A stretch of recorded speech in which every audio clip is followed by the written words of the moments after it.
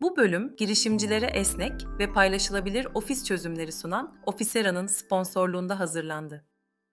Ay sanırım, pardon ses gitmiştir. Göz bebeğim yani. Para kazanıyoruz yani sonuçta.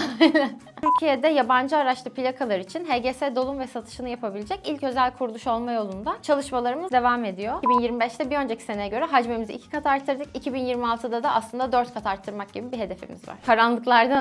Karanlıklardan aydınlıklara çıkıyoruz yani gerçekten. Avrupa'nın HGS'si. Yo, sizin sorunuz çıkacak mı? Artık böyle kadınların görünürlüğü çok açık olsa da ne olursa olsun görünmez bir duvarla bazen karşılaşabiliyorsunuz.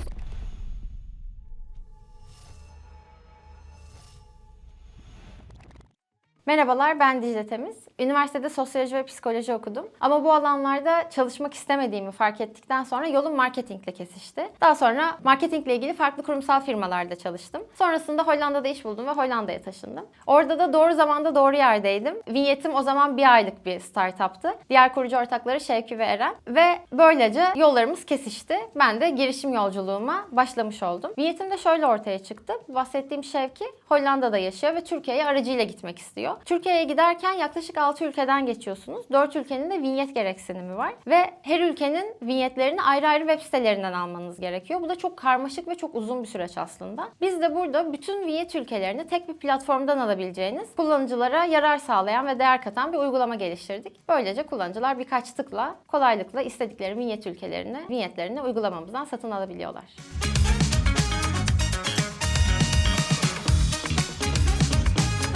Evet, biz Vinyet, eSIM gibi farklı servisleri tek bir platformda sunuyoruz.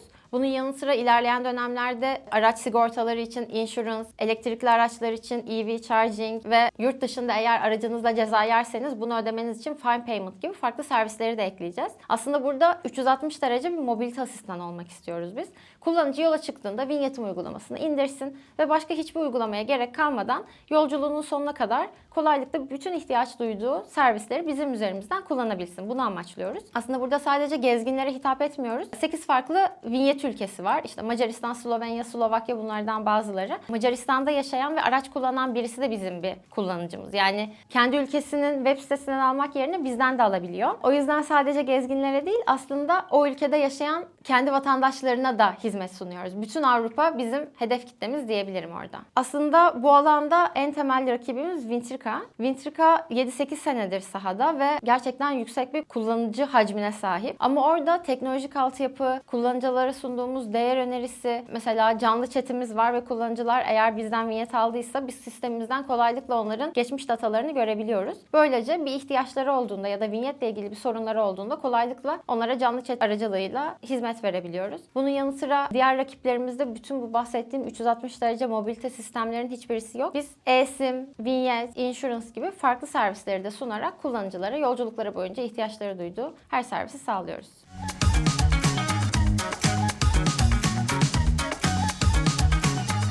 Çok güzel bir soru. Gerçekten bizim de böyle ara ara durup kendimize sorduğumuz bir soru bu. Burada amacımız lojistik firmalarının ihtiyaçları olan her bir noktayı belirleyip onlara yönelik hizmet sunmak. Yani biz sadece bunu yaptık ve sizin ihtiyacınız buysa buradan ilerleyin, yoksa yollarımızı ayıralım ya da hiç başlamayalım demek değil de sizin böyle bir ihtiyacınız varsa biz de bunu hizmetlerimize ekleyebiliriz diyerek aslında daha 360 derece bir hizmet sağlamak istiyoruz. Büyük lojistik firmalarının halihazırda kullandığı sistemleri bırakıp bizi kullanmaları biraz zor ve gerçekçi olmayan bir senaryo. Böyle durumlar için de aslında API entegrasyonuyla onların hizmetlerine entegre olup, servislerine entegre olup onların üzerinden sistemlerini değiştirmeden de bizim servislerimizi kullanabilme altyapısı sunmayı hedefliyoruz. Böylece aslında bütün büyük ya da küçük lojistik, karavan, van turizmi gibi firmaları kapsayarak onlara SaaS hizmeti vermeyi amaçlarımız arasında.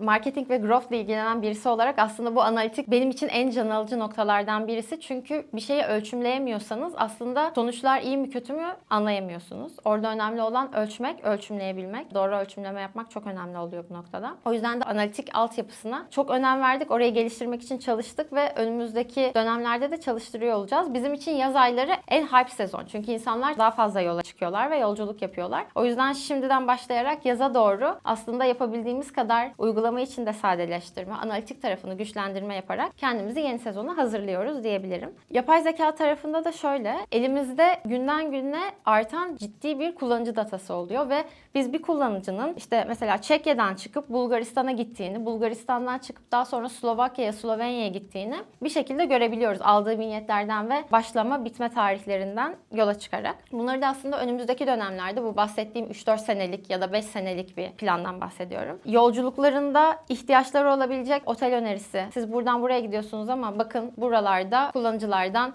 işte yüksek puan almış böyle oteller var. Buralarda konaklamak ister misiniz gibi. Onlara farklı değer önerileri ve hizmetler de sunarak hem kullanıcılarımızı memnun etmeye yönelik hem de kendi hizmetlerimizi de arttırmaya yönelik bir projemiz var kendi içimizde. Bunun yanı sıra mesela eSIM tarafımızda AI'dan çok destek alıyoruz. Kullanıcının aslında yol güzergahından internete eSIM'e ihtiyacı olabilecek noktaları da çıkartıyoruz ve böyle durumlarda vinyet siparişi tamamlandıktan sonra vinyetinizi aldınız ama buralar için eSIM almak ister misiniz gibi pop-up'lar da çıkararak aslında hem cross-sell yapıyoruz hem orada AI'ın arka tarafındaki gücünden de yararlanıyoruz. Böylece kullanıcımız mutlu oluyor ve biz de satışlarımıza katkıda bulunmuş oluyoruz.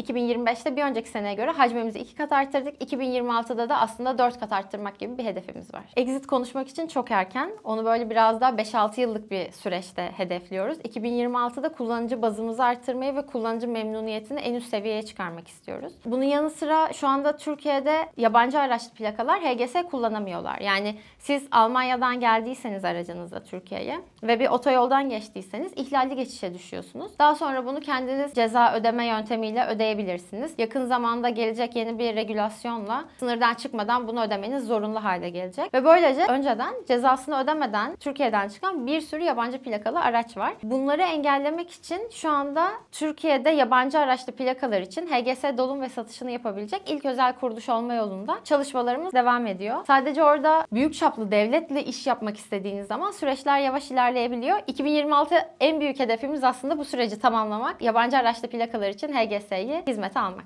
Bunun yanı sıra vinyet ülkelerinde özellikle Romanya, Macaristan gibi ülkelerle Authorize partner olmak için çalışıyoruz. Authorize partner olduğumuzda hem kullanıcılara çok daha uygun fiyatlı hizmet verebilmemiz anlamına geliyor. Hem de bizim için çok daha hızlı işlem yapabildiğimiz, arka tarafta regülasyonları daha kolay ve daha hızlı bir şekilde entegre edebildiğimiz bir yapı anlamına geliyor. Aynı zamanda 2026 hedeflerimizde bunlar var.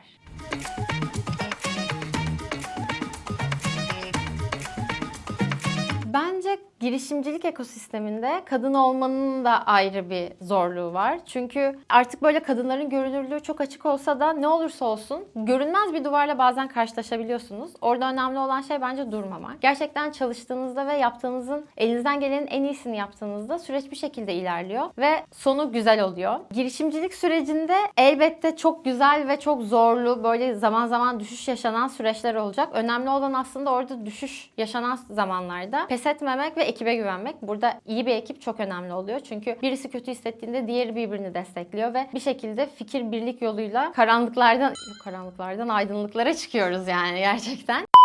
Kişisel olarak ben marketingde ilerlemek istemiştim ve marketingin farklı alanlarının hepsine bir şekilde değinmeye çalıştım. Tek bir kolda ilerlemek çok önemli ama aynı zamanda böyle farklı kollarıyla da bilmek yaptığınız işe değer katıyor. O yüzden özellikle girişimcilikte tek bir işiniz olmuyor. Birisi marketinge bakarken growth'a da bakması gerekiyor. Bazen İK olması gerekiyor. Bazen farklı alanlara da dokunması gerekiyor. O yüzden orada böyle biraz daha geniş düşünebilmek çok önemli bir noktada bulunuyor. Pes etmemeleri gerektiğini ve o zaman olmasa bile eminim bir zamanda olacağından emin olabilirsiniz. Niyetimi temsilen burada bulunmaktan çok memnun oldum. Tanıştığımıza çok memnun oldum. Girişimci olmak isteyen arkadaşlar da hiç durmasınlar. Gerçekten çok güzel bir süreç. Zorlu ama girince alışıyorsunuz.